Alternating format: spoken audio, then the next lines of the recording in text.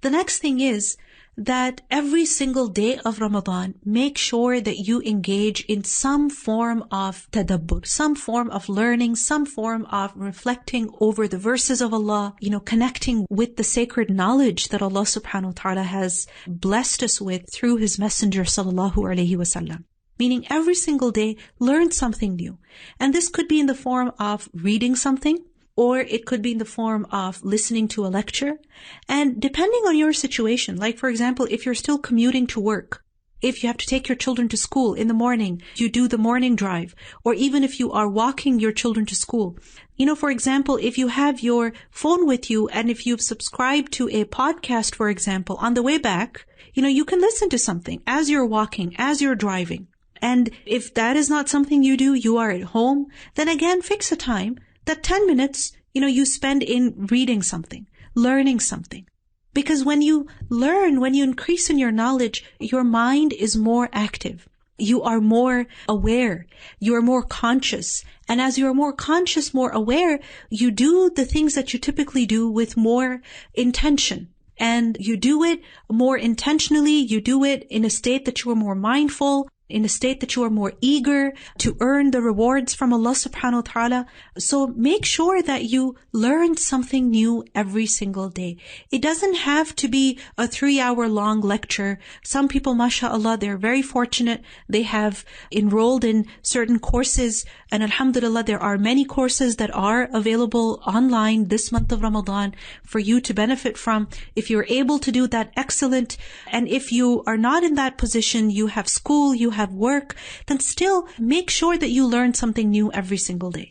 And it could be in the form of just spending 5 minutes, 10 minutes, but see what your situation allows, but make sure you do this. In the Quran we learn, Allah subhanahu wa ta'ala says that إِنَّ فِي خَلْقِ السَّمَاوَاتِ وَالْأَرْضِ وَاخْتِلَافِ اللَّيْلِ وَالنَّهَارِ لَآيَاتٍ لِأُولِي الْأَلْبَابِ. That indeed in the creation of the skies and the earth, and in the alternation of the night and the day, are surely signs for people who have understanding. Meaning they learn from these things. They pay attention to these things. They're not so busy that they can't even take a moment to think about how beautiful the sky looks. They are who? الَّذِينَ يَذْكُرُونَ اللَّهَ قِيَامًا وَقُعُودًا وَعَلَى جُنُوبِهِمْ. There are those people who remember Allah while they're standing, while they're sitting, and also while laying on their sides. And they remember Allah in that state. Now think about it. You may have to stand, maybe outside a grocery store because there's a lineup to enter. So maybe you're standing over there. Maybe you have to stand as part of your work. Your work requires that you stand and work. The nature of your work is like that. Or maybe you're standing in the kitchen.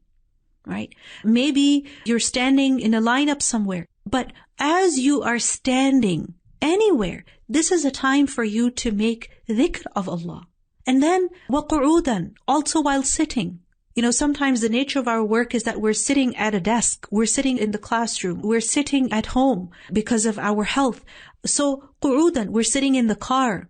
وَعَلَى جُنُوبِهِمْ, and also while laying down on their sides. Because sometimes while we're fasting, we feel tired, so we just lay down on the couch or even on the bed. But because our, sleep schedule has been changed, our eating schedule has changed, we find it difficult to fall asleep. So don't just, toss and turn in bed. That is an excellent time to remember Allah. You could perhaps listen to something good at that time and increase in your knowledge. So they remember Allah in all of these conditions, وَيَتَفَكَّرُونَ فِي خَلْقِ السَّمَاوَاتِ وَالْأَرْضِ, and they reflect over the creation of the skies and the earth. They think. So keep your tongue busy with the dhikr of Allah and make sure that you are more conscious, you are more aware. And one of the things that really helps us with that is if we keep learning, we keep increasing in our knowledge. So make this Ramadan a time of growth, inshallah. In Surah Al-Anfal, Allah subhanahu wa ta'ala says, وَاذْكُرُوا اللَّهَ كَثِيرًا لَعَلَّكُمْ تُفْلِحُونَ. You should remember Allah a lot in order that you may be successful. And again, no matter what your circumstances are, whatever it is that you are doing, make sure that you keep your tongue busy with the dhikr of Allah. Even if you're not able to fast, and even if you are fasting, maybe when you fast, you are completely functional. Your energy levels are perfectly, normal. Or maybe when you fast, you have very little energy. The dhikr of Allah, the remembrance of Allah is such that you can do it in any state, because you don't have to make it audible. You can, but you don't always have to. You don't have to move your tongue much, right? Because the words of dhikr, many of them are very light on the tongue. So keep busy in the dhikr of Allah. Allah subhanahu wa ta'ala tells us that ala bi dhikrillahi tatma'innul qulub. Unquestionably, with the dhikr of Allah, our hearts reassured. They find calmness and stillness in the remembrance of Allah. So even if you are feeling extremely anxious about your exams, about all the assignments that you have to submit, right? At that time also you can make dhikr. So keep your tongue busy with the remembrance of Allah. We learn the Prophet ﷺ said, "Walhamdulillahi tamla'ul mizan." To say Alhamdulillah, Alhamdulillah. This is something that fills the scale of deeds on the Day of Judgment. And Subhanallah al-Azim wa bihamdi. You say this once, and a tree is planted for you in Jannah. La hawla wa la quwwata illa billah is a treasure from the treasures of paradise. So whatever dhikr that we can say. In another hadith, we learned that the best form of dhikr is to say La ilaha illallah. So these are simple adhkar, easy adhkar that we can say throughout the day, no matter what we are doing. Another thing is that as you are going about your day, you're fasting, you perhaps had a long morning, a long day, you went to work, you went to school, you had a lot of studying to do, you had a lot of chores to do at home, maybe you had a lot of errands to run while you were fasting, then make sure that you take a nap.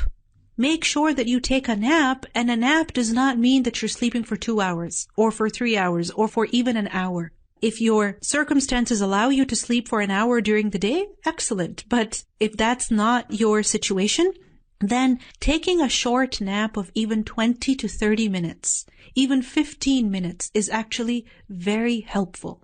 And this is something that mothers especially need to do, because you don't ever get a break. If you get a break physically from doing certain things, you don't get a mental break. Because as a mother, you're programmed to always think about, your children, their well-being, your spouse, your family, their food, their uniform, their homework, etc. So, when you're constantly working, when your mind, when your brain is constantly working, you need to allow yourself to rest.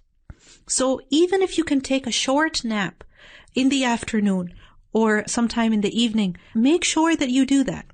But especially qaylula, meaning the afternoon nap, that is extremely beneficial. In a hadith, we learned that you should take qaylula because the shayateen, the devils, they don't take qaylula. They don't take a nap. So the thing is that when you take a nap, you kind of get re-energized for the rest of the day.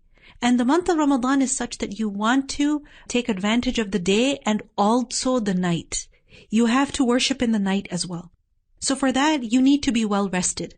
If your body has been neglected, it is getting tired, you will not have the strength to stand in prayer. You will not have the energy to recite Quran. And if you're tired, you're exhausted, you're going to be very irritable, you're going to, get into arguments, and you're going to be snappy. So that might be detrimental to your fast itself. So make sure that you take a nap and don't feel guilty about it. And even, your children, you can tell them that I'm going to take a nap now for 20 minutes. When you hear the alarm, that's when I'm going to wake up. Communicate with your family.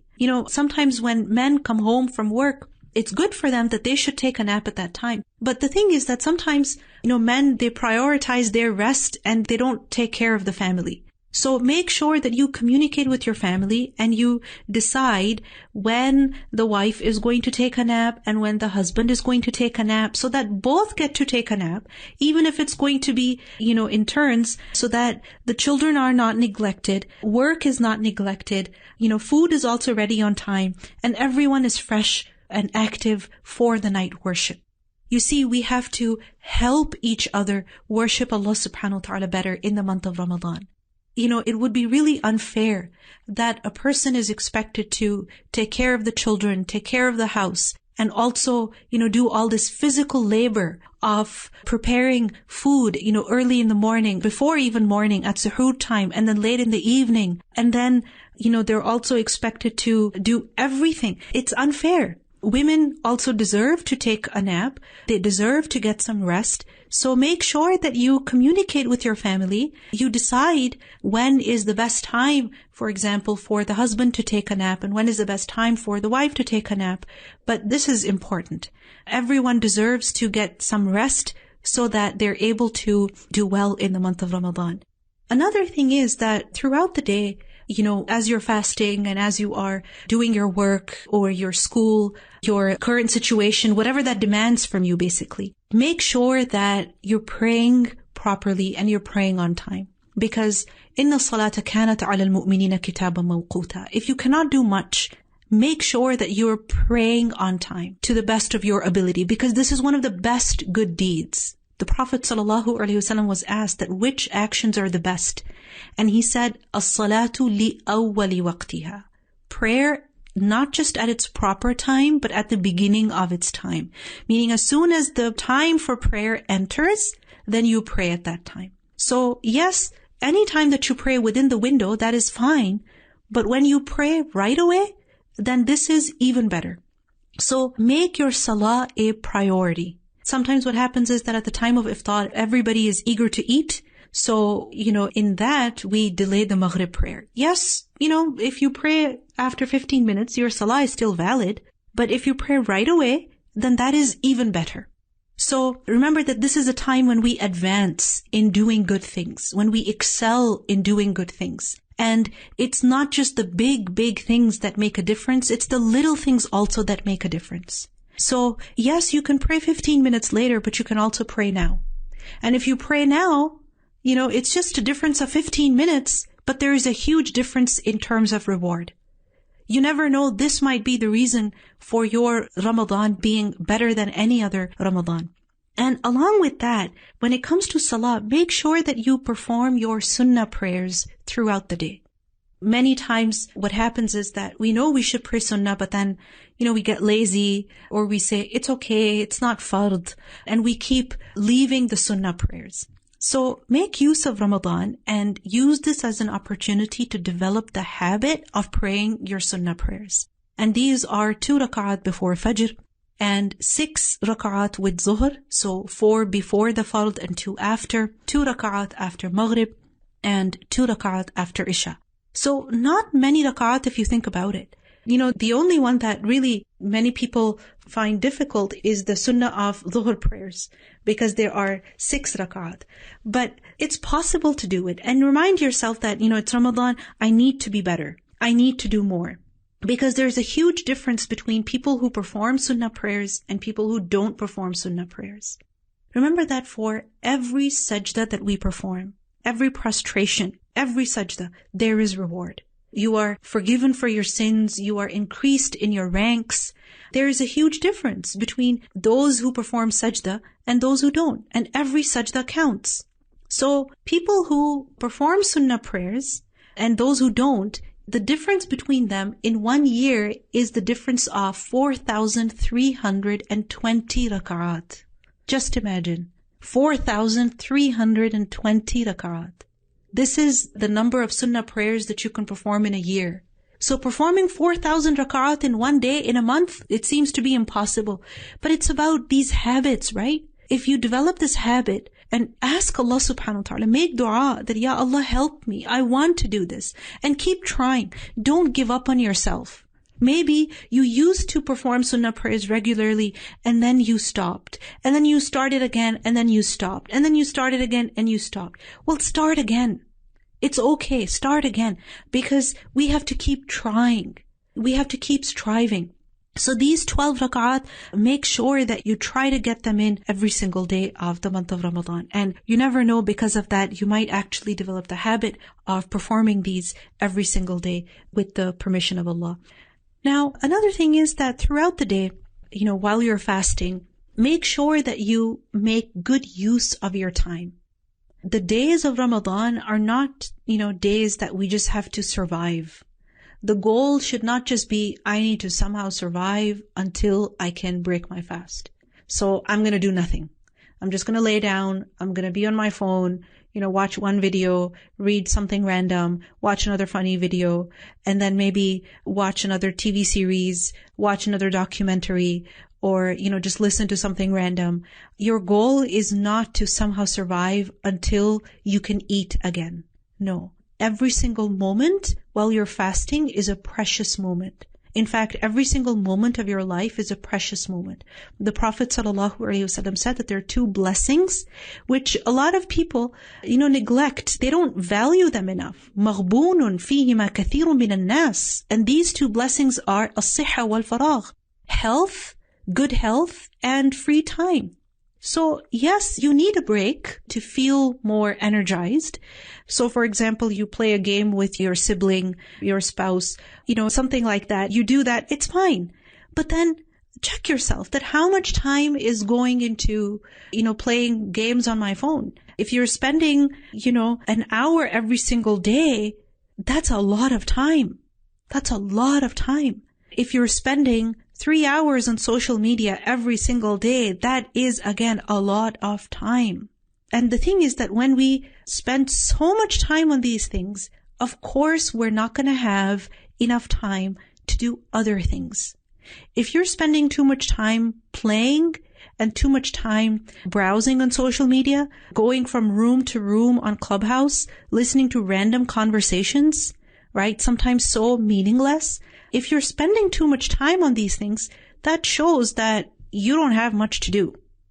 So you need to, get yourself busy in doing meaningful things. And when you do more meaningful things, you will not have time to waste on these things. In a hadith we learned the Prophet ﷺ, he asked in the morning one day that who is fasting? And Abu Bakr radiallahu anhu said, I am. The Prophet ﷺ said, which of you went to visit a sick person? And Abu Bakr radiallahu anhu said, I did. Then the Prophet ﷺ asked that which of you attended a funeral today? And Abu Bakr again said, I did.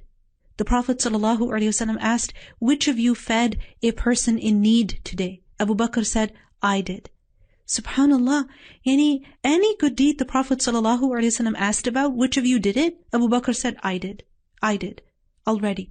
Subhanallah, these are things that we can do when we make them a priority. So yes, it's possible that where you're living, maybe you're not allowed to visit people, but you can, randomly send a food order to their house so that they can enjoy a nice iftar meal. You can drop something at their door. You can just, drop by and say salam from outside, because when you just come and see someone randomly even, and you greet them and they feel so happy because of the attention that you gave them, because you came and showed them your face, that will make them happy. And bringing delight to another person, this is something that is extremely rewardable. So make use of your time. Don't just wait for each day of Ramadan to end so that you can eat again. And don't wait for the month of Ramadan to be over so that you can do other things again. No, you can do these good things even in Ramadan. And this is in fact the best time to do these things, inshallah. Another important thing is that every single day of Ramadan, make sure that you do some form of ihsan, to your family, your loved ones, your close relatives, your good friends, your parents, because this is something that we have been encouraged to do in the Quran over and over again, that we should do ihsan, we should do good to our relatives, especially parents, and then those who are related to us, those who are in need, those who are traveling. So every day, see how you can bring benefit to these people. Especially your parents, do good to them. Make dua for them. Give sadaqah on their behalf. Your relatives, connect with them. Send a gift for them in the month of Ramadan. It could be in the form of money or in the form of other things, in the form of flowers, something, to bring them joy. Connect with them in whatever way that is possible. Another thing is that avoid talking excessively. Because talking too much, this is something that is really destructive for the heart. Yes, we need to connect with people. We need to, chat and converse, etc. It's necessary, but a lot of our time should not be going into this. And especially when we're talking about he said this and she said this and he did that and she did that. This is a waste of time, and this is something that Allah subhanahu wa ta'ala does not like for us. And the Prophet sallallahu alaihi wasallam said that min husn al-Islam al-mar'i tarkuhu ma la ya'nihi. Of the beauty of a person's Islam is that he leaves what does not concern him. So in this Ramadan, be more careful about what you are spending your time in, what you're looking at, what you're talking about, what content you are engaging with, because that will definitely have an impact on your well-being. Another thing is that make sure that you pay attention to your family in the sense that you encourage them to do good as well. While you are, paying attention to the recitation of the Quran, and you are paying attention to remembering Allah, giving charity, etc. Make sure that you include your family as well. Remind them. Encourage them. So for example, if you have little children, tell them that, for 15 minutes, we're all going to sit down and we're going to make dhikr. Maybe do some crafts with them where, you have certain adhkar written, and then each child can hold one. When they're done reading that dhikr, they can exchange. Do some kind of activity with children even. Keep that spirit of Ramadan alive in your heart. And Allah subhanahu wa ta'ala tells us in the Quran that, Ya ayyuhalladhina amanu qu anfusakum wa ahlikum nara. O you who have believed, save yourselves and your families from the fire. Don't just think about saving yourself. Save your families as well. You have to encourage them as well. So in whatever way that you can. Another thing is that every day give some form of charity. Charity does not just mean that you have to give money. Charity can also mean that you like the Prophet ﷺ told Abu Dharr radiallahu anhu, that when you prepare soup, then increase the volume by adding more water. Why? Because then you can share some with your neighbor. Now, it's possible that given the current condition, because of COVID, you may feel that like your neighbors may not be happy receiving prepared food from your kitchen. They might feel uncomfortable. Well, you can also share some of your groceries with them. So for example, if you get a whole lot of mangoes, for your fruit salad, maybe you can, send a fruit basket for them. Because fruit, everyone has to wash and peel and cut and then eat. So inshallah, that's safe. You can do these kind of things. You can get packaged dates and you can share that. And again, it doesn't have to be too lavish. It can be from your groceries as well. Because remember, food for one is enough for two. It is enough for two. So you got a whole tray of mangoes, for example. You can share half of it with your neighbors. You can share a quarter of it. Even if you put 3 on a plate and you put some grapes or even some apples, some dates, something, but share some with your neighbors. Even if they're not Muslim. For many converts, their families, this is a good time to talk to your family about Ramadan. And this can be done by using food as an opportunity to share. Especially dates. So give some form of charity, and if Allah subhanahu wa ta'ala has blessed you with wealth, then it's extremely important that you give sadaqah, meaning from your money. In a hadith we learn, and this is a very serious hadith, Abu Dharr radiallahu anhu, he said that I reached the Prophet sallallahu alaihi wasallam once while he was sitting in the shade of the Kaaba. So he was sitting in the shade of the Kaaba, and the Prophet sallallahu alaihi wasallam was saying, they are the losers. Humul akhsarun wa rabbil Kaaba. They are the greatest losers by the Lord of the Kaaba. Humul akhsarun wa rabbil Kaaba. They are the greatest losers by the Lord of the Kaaba. And by Allah, such people are the greatest losers. And the Prophet ﷺ said that multiple times. So Abu Dharr thought that he was saying this about him, and Abu Dharr was really worried that, what's wrong with me? Did I do something wrong? I must be a really bad person that the Prophet ﷺ is saying this to me. And then Abu Dharr was like, I couldn't stay quiet. So I just asked the Prophet ﷺ that who are the greatest losers? And the Prophet ﷺ said that they are the aktharuna amwala. They are the people who have more money. a lot of wealth. They are the wealthy people. They are the greatest losers. Subhanallah, we think that, if someone has more money, they are more fortunate. They're more successful. But the Prophet ﷺ said that the people who have more wealth are more in loss, except for the one who does like this and like this and like this. And the Prophet ﷺ pointed towards his front, his right, his left. In another hadith we learned he pointed towards all four directions. And what he implied by that is except for the one who keeps spending on others. And he constantly giving. And the thing is that spending, giving does not reduce your wealth. Right? That's what the Prophet ﷺ told us. So make it a habit that in the month of Ramadan, you are actually giving charity every single day. And, given, depending on your budget, this can be even the amount of $5 a day, $10 a day, or it can be more depending on, what Allah subhanahu wa ta'ala has enabled you. Some people think that in Ramadan we only give zakat.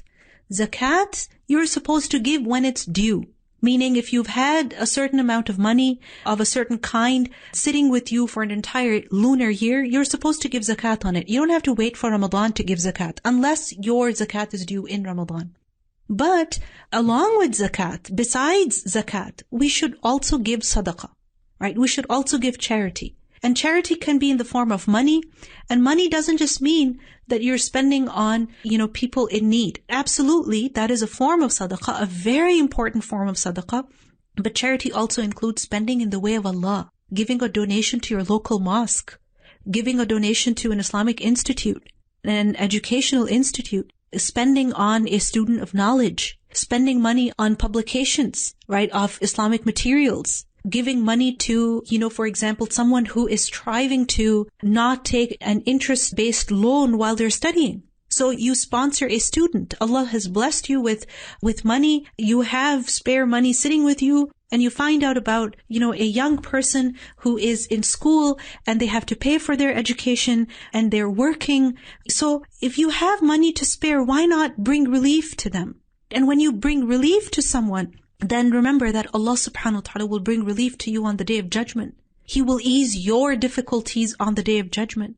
So there isn't just one kind of charity. There's different kinds of charities. And make sure that you contribute in different avenues, in different ways. You can sponsor an orphan. You can make sure that people get milk to drink, good food to eat.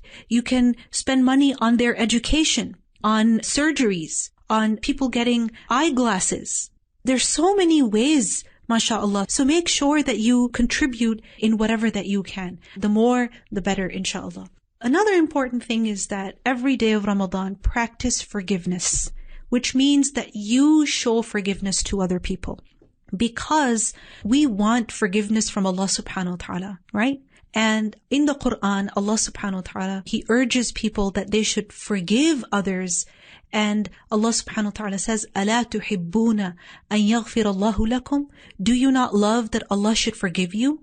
So, in other words, if you want Allah to forgive you, then you show forgiveness to other people as well. And begin by showing forgiveness to your family. The people who are closest to you hurt you the most. Because of course, you are interacting with them more, right? You are engaging with them more. And because of that, the chances of you getting hurt at their hands are more. I'm not talking about violence. I'm talking about, things that cause annoyance. Like, for example, your teenager shows you attitude. Your spouse says something that is, extremely demeaning, and you feel very disrespected. You feel like they're not acknowledging your struggle, or that they neglect your needs because they say that they're fasting. Right? And things like that. So show forgiveness, practice forgiveness. Why? Because when you show forgiveness, then this is something that will de-escalate the situation. The situation will not get worse. You will not end up in an argument, in a quarrel. And at the same time, inshallah, when you show forgiveness, you will also earn forgiveness from Allah subhanahu wa ta'ala. Then when it comes to iftar, when it comes to breaking the fast, at that time, yes, you are preparing, all these good foods, alhamdulillah, but at the same time, make sure that you make dua as well. Because the Prophet ﷺ said that there are 3 people whose supplication is not rejected. The fasting person, when he breaks his fast, is one of these 3 people. So at the time when you break your fast, make sure that you spend a few minutes making dua. Don't just get busy in munching and in chewing good foods and enjoying all those delicious flavors. Before that, make dua for yourself and make dua for your family, your loved ones, for people in general. Another thing is that don't overdo it when you're breaking your fast, because if you overeat at the time and if you eat irresponsibly, then that is going to affect your energy levels. And that is going to inhibit you from praying in the night. And the nights of Ramadan are extremely precious. So yes, eat, but eat consciously. Make sure that you are eating foods that are hydrating, that are, whole foods, that don't have much oil in them. Make sure that you eat what is suitable for your body, that brings you energy, that sits well with your stomach, that doesn't cause you health issues. Of course, your cravings, they do reach a really high level when you're fasting, but take care of your body, feed it well. And even that is ibadah, even that is rewardable. The Prophet ﷺ said that al-mu'minu al-qawiyyu khayrun wa ahabbu ila Allahi min al-mu'min al-da'if. That the believer who is strong is better and more beloved to Allah than the believer who is weak. And a lot of times our strength and weakness, yes, it is related to our, physical capacity, our overall health. But, a lot of times it is affected by what we eat and when we sleep and how we work and overall what our lifestyle is. If we live a sedentary lifestyle where we're not walking much, we're not moving about much, we're not hydrating our bodies, we're not eating responsibly, then of course you will have weakness. You will not have the strength to recite Quran. You will not have the strength to, stand in prayer. So make sure that you eat more consciously. And also, make sure that you go for a walk or you are doing some type of workout, something to freshen up your body, to boost those energy levels so that you don't, become lazy and tired right after you break your fast. Another important thing is that night worship in the month of Ramadan, incredibly important, as I mentioned it at the beginning, that this is a means of forgiveness for our sinful deeds. So make sure that you pray in the night. Every single night. It could be 8 rak'at, 6 rak'at, 2 rak'at, whatever it is, do something. And especially seek forgiveness from Allah subhanahu wa ta'ala in the night. When you wake up for tahajjud prayer or you stay up late in your qiyam, in the middle of your worship, make sure that you seek forgiveness from Allah subhanahu wa ta'ala. And that is also a time to make du'as in the night especially. And make sure that you also get some sleep in the night. Because this was the way of the Prophet ﷺ, that he would sleep in the night, even in the month of Ramadan. That doesn't mean that you sleep all night long and you don't pray any qiyam, you don't even wake up for suhoor. No, even if you can get in a few hours, make sure that you give your body the chance to rest in the night, because that is far more beneficial for the body than sleeping during the daylight hours. Finally, one last thing I want to mention is that when it comes to suhoor, make sure that you eat well. Attend to your body, because if you don't hydrate your body, if you don't eat well, it's going to affect your energy levels. If you don't have good energy levels, it's going to affect your mood. It's going to affect your work. It's going to affect your relationships. It's going to affect your ibadah. So how is it that you're going to eat at suhoor? Pay attention to that. An easy thing is, for example, if you make overnight oats, this is something that has helped me for the past few years. Just put the oats in milk, whatever milk that you drink, and, you just leave it outside even. You don't have to necessarily refrigerate it, especially if it's just going to be sitting for a few hours. But, fill it with good nuts and seeds and fruit. It will hydrate your body and, it will give you that sense of fullness. And if you eat something heavy, oily, that's going to make you really sleepy and tired, it's going to drain you of your energy levels. So eat well.